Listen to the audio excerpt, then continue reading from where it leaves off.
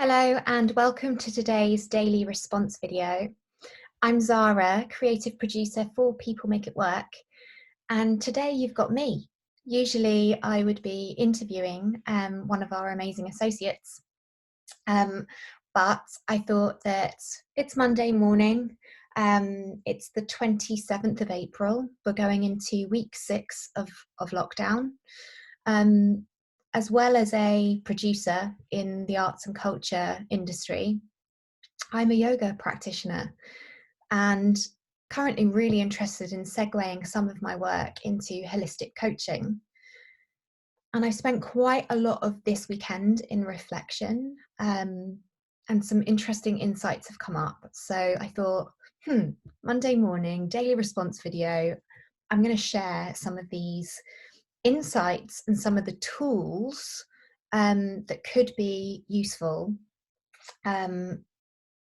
If you chime with what I'm saying, I really invite you to go along with the tool that I'm going to give you in this short session that I'm going to spend with you now.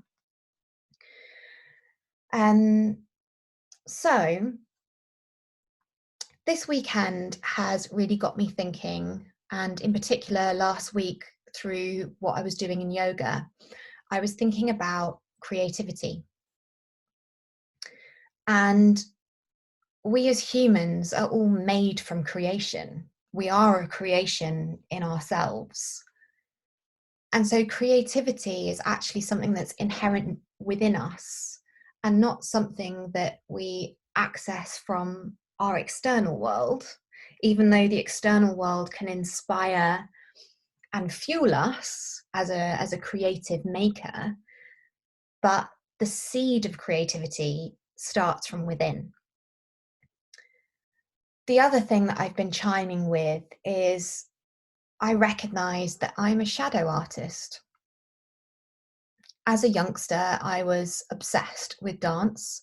I wanted to be a dancer, and I went through rigorous training up until the age of 25 to be a professional dancer.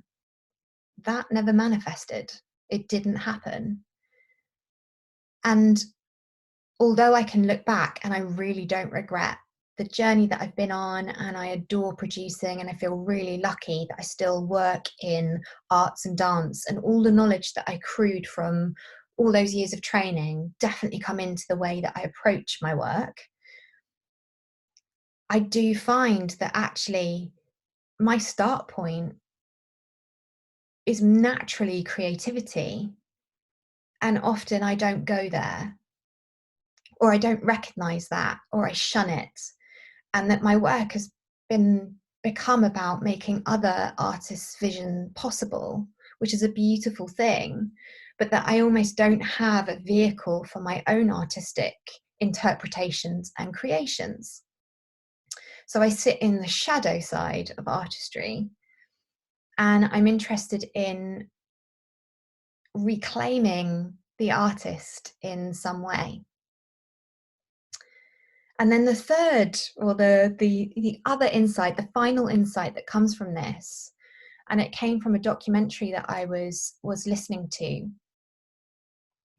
is that the role of an artist in society, or it's been proven and known that the artists sit somewhere between the known and the unknown, and that they are a conduit between these two spaces. What we know, which is quite rigid, and what we don't know, which is quite philosophical or abstract.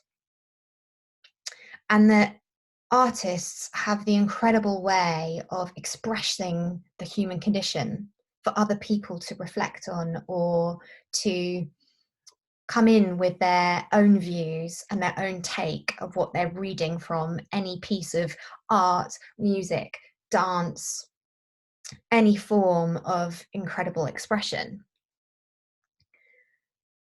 And that really kind of, the bell rang in my head about the importance of art at this time, and actually the importance of art within our cultures, that artists move human knowledge along, or human knowledge around the human condition along. playing a totally vital role in our world. So that is the like insight splurge that is coming out my head this Monday morning after lots of intriguing reflection over the weekend. So if you're feeling these insights, I'm going to give you a challenge. This challenge comes from the book The Artist's Way, and probably many of you know this book. It's by Julia Cameron. Sorry, you're seeing it kind of backwards on the screen here. But this is kind of a new book that I'm delving into at the moment. And one of the first tasks that this book gives is something called artists' dates. So I challenge you to block out in your diary this week, and if you like it, every week for while we're in isolation, an artist's date with yourself, all dedicated to reclaiming your inner artistry, or maybe finding new levels of artistry. This date is a date just for you. It can't be with anyone else. And obviously, I know at this time, probably many of you are caring for others.